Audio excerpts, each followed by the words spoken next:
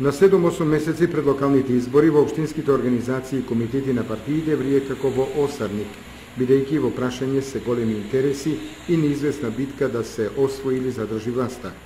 Како по правило, ова е период кога во партиите се води битката околу кандидатурите. Од партиските бази секојдневно излегуваат различни информации за тоа кои партиски адути имаат шанса да бидат кандидирани.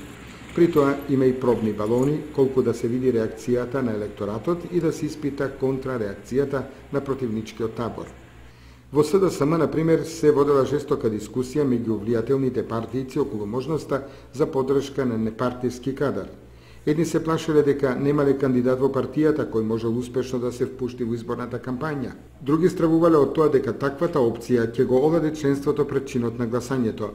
Трети пак се чудат како може партија која во Кочани владееше 15 на години да не произвела кадар кој може да донесе предност на изборите во некогашниот бастион на СДСМ.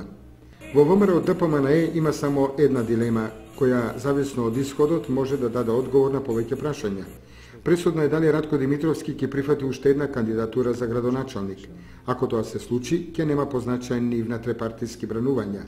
Но ако во игра влезат сите кои деновиве ги спремаат или поднесуваат своите кандидатури по распишаниот конкурс, тогаш се ќе се одвива поинаку.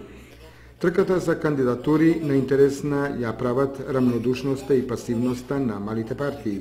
Нито една од нив на локално ниво не помислува да излезе со свој кандидат. Сите како однапред да се предале и да препуштиле судбината до крај да им ја определуваат и водат двете големи партии. Се очекува дека и на овие избори ќе се задоволат со по некое советничко место. Во таа насока на еден локален медиум излезе така наречена анкета на која кандидати имаше само двете најголеми партии. Нарачана или не, таа ги покажа сите аномалии на плурализмот во наши кочански услови.